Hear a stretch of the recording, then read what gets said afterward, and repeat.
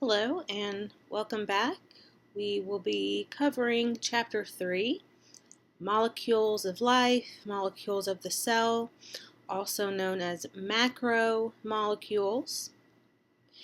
And at the very end of this presentation, I include one slide about some content in Chapter 22, Human Nutrition. You only need to know what is on that slide. You do not need to be familiar with anything else from Chapter 2 for quiz or exam purposes. And throughout your chapter, please keep in mind to read those connection case studies where content is related from our textbook to real-world examples.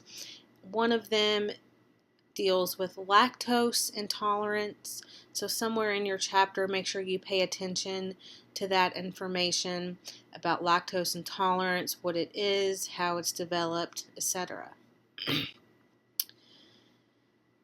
This chapter deals with what are known as organic compounds, and we may have heard this term organic before in our daily lives. And often, in layman's terms, this deals with a type of food that we can consume. If something is labeled organic, it means it has been grown without the use of a certain threshold of pesticides. But that is not the term applicable to us in this course. When we're looking at organic compounds, we're going to be focusing on one of the elements in our periodic table. So last chapter we went over what an element is, the various information given on one of the squares in the table. For this chapter, we're going to be focusing primarily on the element carbon. So for something to be considered organic, it means that it is carbon-based. It is a carbon-based molecule. All living systems are considered organic. Therefore, all living systems are inherently carbon-based. So carbon is really the molecule, or the atom, of life. And there are some reasons for that. So just as we saw last chapter, water had special properties. So there was things about the chemistry of water that gave it 4 special properties. There is a special nature about carbon chemistry. So if we were to look at a carbon atom, we can see here the number of protons and neutrons in the nucleus and the number of electrons. So carbon has 6 electrons, 6 protons, so again that's what this atomic number means, and 6 protons, 6 neutrons, 6 electrons. And again, if you remember, this bottom number was atomic mass, but for today, all right, we're going to be focusing on the chemistry of carbon in terms of protons and electrons. So if we look at the electrons, what's going on with the electron configuration? Remember, each one of these orbits here we call valence shells. And the first valence shell, or the closest orbit to the nucleus, always contains 2 electrons. So this one is full. This one is satisfied. That is the maximum number of electrons that goes in that innermost valence shell. The next valence shell, we can see directly outside of it, contains 4 electrons. And these electrons actually remain unpaired. Because of this, because there are 4 unpaired electrons in carbon's outermost valence shell, carbon can form 4 covalent bonds, enabling the carbon atom to be a skeleton for huge molecules, and also very diverse shape molecules. So for example, all right, we see a carbon here. We notice that it can form up to 4 covalent bonds. And again, this allows that carbon atom to branch extensively in every which direction. So this is one of the reasons why carbon is the molecule of life, because it can form very large, complex molecules that we only find in living systems. Another special hallmark of carbon chemistry is the hydrocarbon bond. So again, I mentioned in the first lecture that if you don't know the definition of a word, it will help if you can try to break that word down. And oftentimes, especially in biology, you can define the meaning of a word using the term itself. So for example, a hydrocarbon bond is literally just a chemical bond between a hydrogen and a carbon atom. Okay? Every time you see a carbon bonded with a hydrogen, I want you to associate that bond, that covalent bond that is cementing these two atoms together, I want you to associate that as energy for the cell. Because essentially that's what hydrocarbon bonds represent for living things. For example, we can see here, and we'll look at this a bit closer later on, but the molecular structure of one type of macromolecule, a dietary fat, looks something like this. So we have what's called a glycerol head, but then very, very long chains or tails of hydrocarbons branch out from that. And if each one of these hydrogen and carbon bonds represent energy, it would be safe to assume that dietary fats are energy storage molecules, because the cell can literally just break off a hydrogen and a carbon bond as needed to harness that energy released. This is also extremely evident when we look at the molecular structure of a very well-known energy molecule, gasoline. We are all familiar with this. We use this to fuel our automobiles, and our bodies consume dietary fats exactly how automobiles consume gasoline. And we can see here in the structure of gasoline, it is pretty much identical to the structure of a dietary fat. And again, because these are hydrocarbon-rich molecules, that just represents a very energy efficient structure. So again, as we proceed through this lecture, every time you see a hydrocarbon bond, go ahead and associate that with really good, easily accessible energy that the cell can use for its own purposes. Suffix mer is a unit. So macromolecules are polymers made up of a monomer, and again the prefix for mono is 1. So we have little repeating subunits that make up the whole. Like this Lego house that we see, the individual Legos are the monomer and the entire structure is the polymer. So again, for each one of the 4 macromolecules, you definitely will need to know the monomer of that molecule and then the polymer or the whole. How these molecules are synthesized or broken down by the body. There are 2 different reactions that you will read about in the text. I'm not going to go through them in detail here. That's what I want you all to independently study that.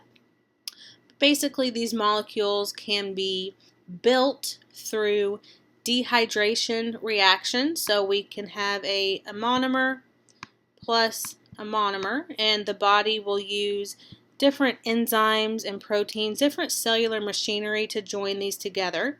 And when that happens, we have a molecule of water that is released. So it's something in the chemistry between this end of the monomer and this end of the monomer will essentially form water. That's why it's called a dehydration reaction, because a drop of water, or sorry, a molecule of water is lost.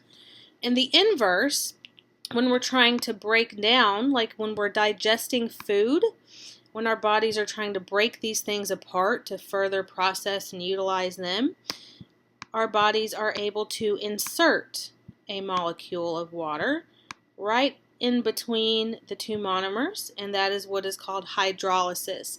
Hydro for water, lysis meaning to break apart. So again, that's just a very quick summary of the two different types of chemical reactions in this chapter. You all read that in full in your text and be ready to define them and tell me something about these two reactions for future quiz and exams. Our first type of macromolecule are carbohydrates. And if you've ever looked at a nutrition label, you will know these macromolecules already. So these are essentially what are on all nutrition labels: carbohydrates, protein, lipid, which is a dietary fat. So these should be somewhat familiar to you already. And here we see a really good depiction of various carbohydrate sources. So we have raw sugar, honey, so those would represent our simple sugars. And then we have more complex carbs like starch and bread and bananas and things like sweet potato and corn, etc. The carbohydrate category is pretty diverse. There are 3 different subcategories of carbohydrates, so 3 different types that you'll need to be familiar with. And again, look at the prefix on these, and that's going to tell you essentially how many little sugar molecules are in this whole. Our monosaccharides, so mono meaning one, and then saccharide is the Greek term for sugar or sweet, is the simple sugars. Just one little sugar molecule, and it'll look something like this, and we'll see it in a moment. And real world examples of our monosaccharides or simple sugars are glucose, fructose, and galactose. And these are the monomers of carbohydrates. So if you're going through and taking notes, definitely know that the monomer of carbohydrates, or the building block of all carbs, are called simple sugars or monosaccharides. And then if we have 2 little sugar molecules joined together, okay, we call those disaccharides. Di, the prefix meaning 2. Real world examples of a disaccharide is table sugar. So you probably have an example of a disaccharide in your own home. Maltose and also lactose. So I brought up lactose intolerance earlier. If you are lactose intolerant, or you know someone who is lactose intolerant, or if you've heard of lactose intolerant, that simply means that the bodies of lactose intolerant people lack a certain enzyme. And an enzyme just does chemical reactions in the body. It's a special type of molecule we'll talk about later. It lacks the enzyme to break apart our disaccharide. So we can't break our disaccharide down into a simple sugar, which is what our body needs for energy. So we have gastrointestinal distress, bloating, gas, etc., because we cannot sufficiently break that double sugar down. And then our last example is a polysaccharide. Again, poly for many. These are the complex carbs, and 3 examples of the polysaccharide that you will need to know. Cellulose is one, and that is dietary fiber. And cellulose is a complex carb that forms the bodies of plant material. So when you consume a food source high in dietary fiber, you are consuming a food source very high in this complex carb called cellulose. And because the nature of cellulose is extremely compact and braided and twisted into a very thick band of carbohydrates, our bodies cannot break them down. So that fiber, or that cellulose, just passes through our digestive system unscathed, if you will, which is good for us because it essentially acts as a filter and drags stuff with it, cleaning out our digestive tract. So high fiber foods like greens,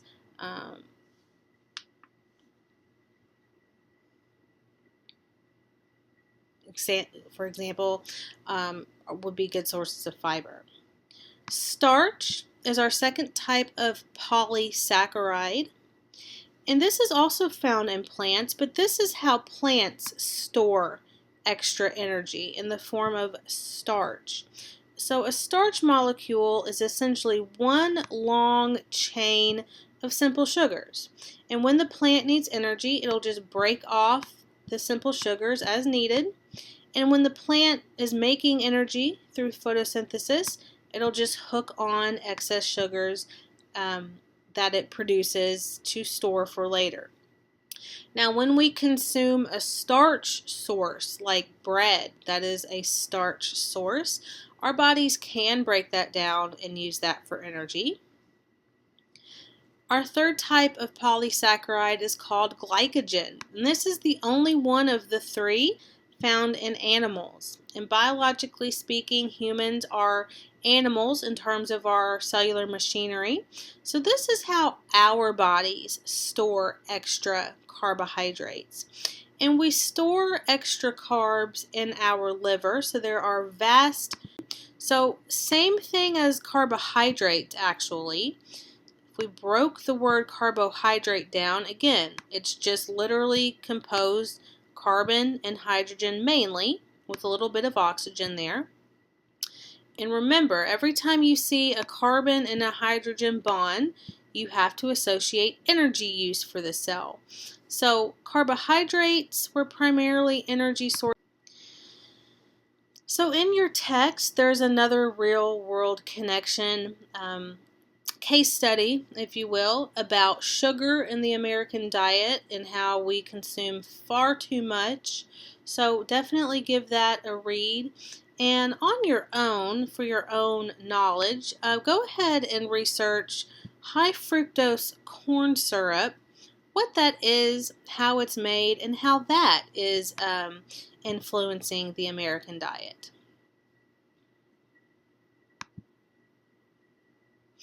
Okay, category number 2, lipids. So again, here we have a nice variety of various lipid sources.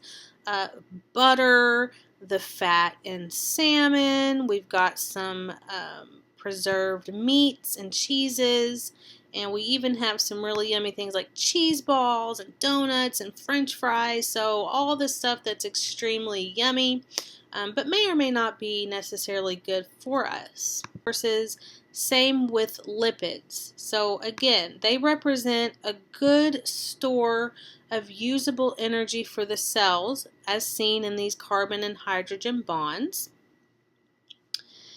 And we can have two types of dietary fat. So next time that you look at a food label and you turn it to the back under fats, you may even see they break it down into saturated or unsaturated.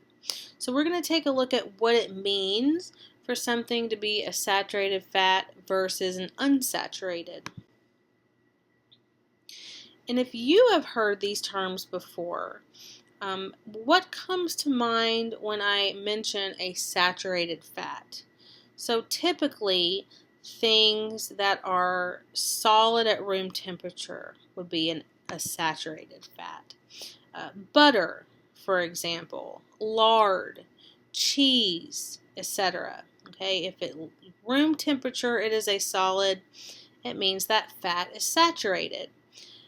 If that fat is liquid at room temperature, like our oil, so olive oil, canola oil, etc., that's an unsaturated fat. But saturated with what? So let's look at the molecular structure, and that's going to tell us our definition and actually give us insight as to why saturated fats are solid at room temperature and why unsaturated fats are liquid at room temperature. Saturated fats simply mean that each hydrocarbon tail of our triglyceride or our lipid is fully saturated with hydrogen. So look at the carbon skeleton here in the middle. Every potential bond, remember carbon can form two bonds, so it gives one of those bonds to the neighboring carbon to form the skeleton, but all remaining possible bonds go to hydrogen. So saturated fats simply mean that that hydrocarbon tail is fully saturated with hydrogen. When this happens, this freezes that carbon skeleton rigid because molecularly there's no room for it to bend. So you have to think of all these little hydrogens out here have a small little force field of their own, keeping this tail locked into place. And because it's locked into place, it's rigid. It doesn't move. It stacks on other hydrocarbon tails, giving saturated fats a solid property at room temperature. Because it's fully saturated with hydrogen, it will not bend or yield. Unlike our unsaturated fats. So if we look at the tail, the fatty acid tail of a dietary fat or a triglyceride, we can see that at various points, okay, we are unsaturated with hydrogen, meaning that potentially all of the remaining bonds that carbon can yield may not go to a hydrogen. So we have a double bonded carbon at some point in that tail. That double bond, okay, opens up some space right here because we don't have a hydrogen taking up that space, allowing this molecule to bend and to wobble, giving it a fluid nature. We take a look back at an unsaturated fat here. We notice that with our double bond and our unsaturated fat, that the two hydrogens are on the same side. We call this a cis arrangement, cis meaning the same. So in nature, when these unsaturated fats are produced, mostly by plants, they are always in this cis arrangement, meaning the hydrogens are on the same side, allowing that molecule to bend and wobble, giving it its fluid nature. Trans fats are when food companies forcefully hydrogenate this double bond. Okay, so you all read about that process and what it produces in your text. So I gave you a little sneak peek there, and also know something about the health implications of trans fats and why they're bad for you.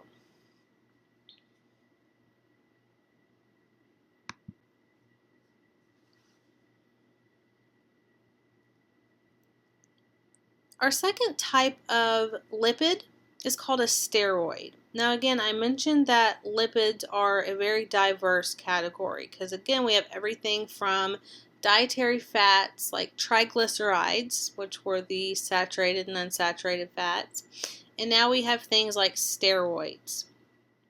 Because steroids are only made of carbon, hydrogen, and oxygen, they are by definition a lipid. Okay, and technically lipids are, sometimes you can see them nested under carbohydrates because carbohydrates only have carbon, hydrogen, oxygen as well. So you can think of lipids as a subcategory of carbohydrates if you're looking at them molecularly, but what really sets carbs apart from lipids is their structure and function. Okay, so they're structured very differently than carbs, and that gives them a very different function. The dietary fats and the carbohydrates, most of the carbohydrates, their primary function was energy storage. Steroids are not energy molecules, even though they are lipids. So a steroid is a type of lipid with 4 fused carbon rings. So we can see our different types here. Each one of these types of steroids, we see these 4 fused rings. This was our carbon ring. And again, at every little point here on the rings, you just assume there's a carbon atom. And steroids serve as building blocks for other molecules needed in our bodies, like cholesterol. We have even the term in this word as a steroid. Estrogen and testosterone, our hormones, are steroid based. Cholesterol is an extremely important component in our cell membranes. When I said the term steroids, anabolic steroids may have come to your mind first, because we hear all about the use of anabolic steroids in the media by various athletes or bodybuilders or just even the everyday person in the gym.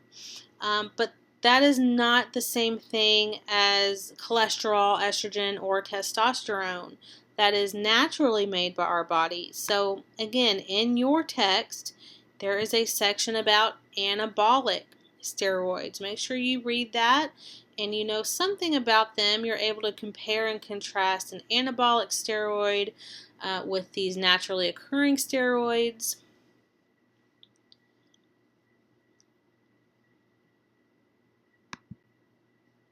Third category, proteins. So we see some really lovely protein sources.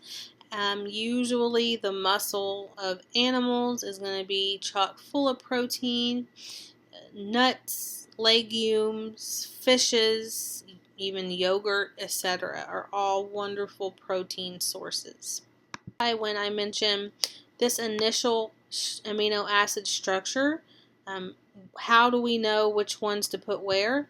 That message comes from that caused the entire protein of hemoglobin to be folded incorrectly, which then gives blood cells a sickle cell shaped or misfolded shape. And the function of blood cells is to carry oxygen to the body. So if you have a misfolded or a misshapen red blood cell, especially one that looks like this compared to this, we have only a fraction of the surface area. So the cells cannot carry as much oxygen as normal, and you get systemic effects, so widespread disease from that lack of oxygen being carried to the throughout the body. They can also stack, and obstruct blood flow as well. So there's a myriad of disease caused by a single amino acid change.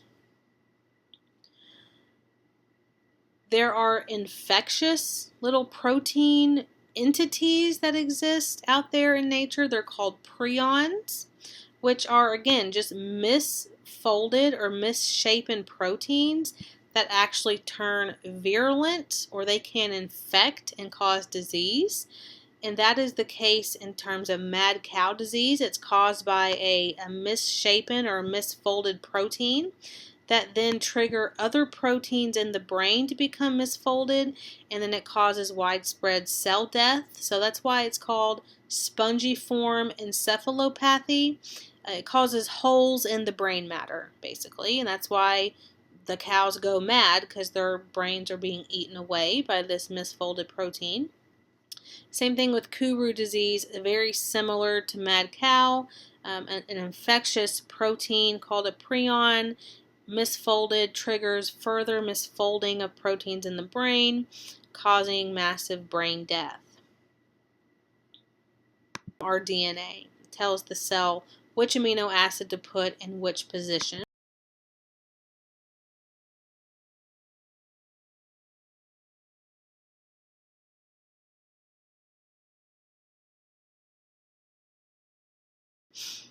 So here's a really nice visual that compares and contrasts DNA and RNA, so our two nucleotides. Both of these have what's called a sugar phosphate backbone. Okay, so same in both. The backbone in these nucleotides can vary, though. So it just depends on what kind of sugar is found in this backbone, gives you the name of our molecule. Deoxyribonucleic acid, or DNA, has the sugar deoxyribose in the backbone. Ribonucleic acid, or RNA, has the sugar ribose. Okay, so it depends on what kind of sugar make up this backbone, gives you the name of the molecule. That's one big difference. And again, that other difference, DNA has the nucleotide thymine, RNA has the nucleotide uracil. You may be wondering, why did that happen? Why was there that change? Thymine is extremely fragile. So remember, DNA never leaves the nucleus. The nucleus is like a safe house, essentially. And once you exit the nucleus, think of the outside of the cell like a busy interstate. There's a lot of action, lots of things are happening. It's very likely that very fragile molecules will get damaged or degraded. So thymine is replaced by a much hardier version we call uracil. Uracil is able to exit the nucleus and withstand the damage outside of the nucleus. That's why that base substitution has been made there. Another obvious difference here is that DNA is double-stranded and RNA is single-stranded.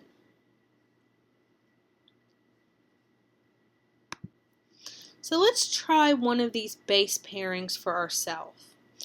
If one DNA strand has the sequence GAA-TCG, what is going to be the sequence of the other strand? So go ahead and try that really quickly on your own, and then I'll give you the answer here just to make sure we got how base pairing works just for DNA right now.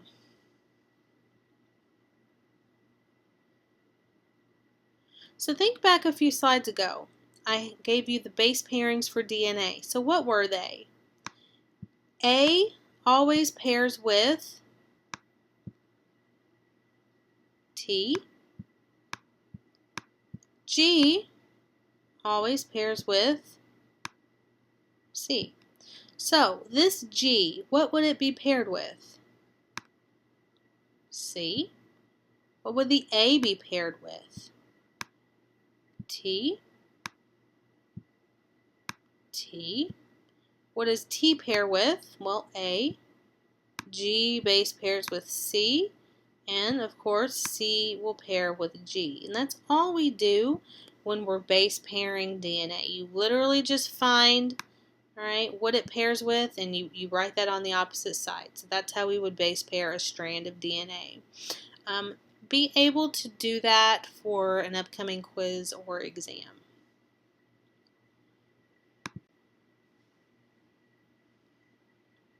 And then one last tiny little tidbit from chapter 22.3. You don't have to read that chapter. All I want you to know is just what's on this slide. So just study this slide. So usually, all right, usually I say don't just rely on the slide, study the chapter, but for this one specific instance, I mean, you can read the chapter, but I'm only going to test you on what's on this slide in this case.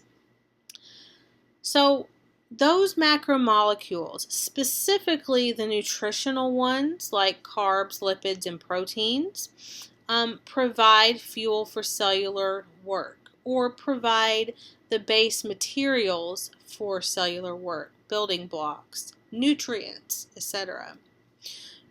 When we formulate our diet, make sure you consume whole grains, lots of vegetables and fruits, food sources that are rich in calcium and protein, etc.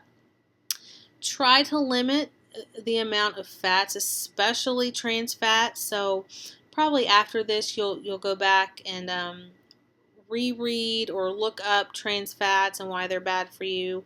Definitely limit sugar as much as you can, and also salt or sodium should be limited in our diet as well.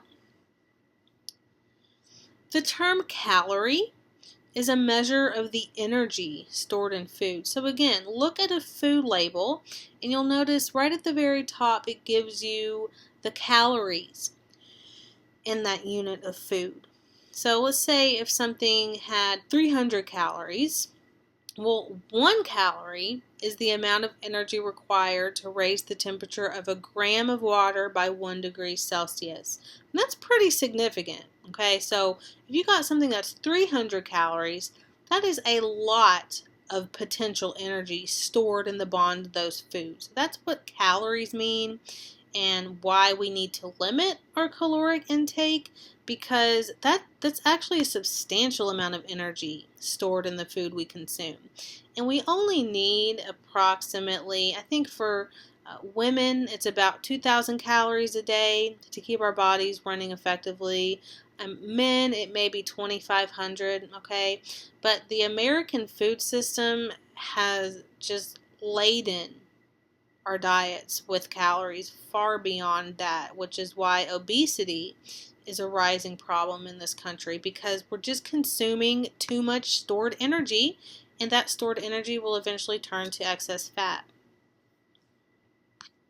And that is all I have in terms of the highlights from this chapter, and a little something about human nutrition, how to break down the food label further.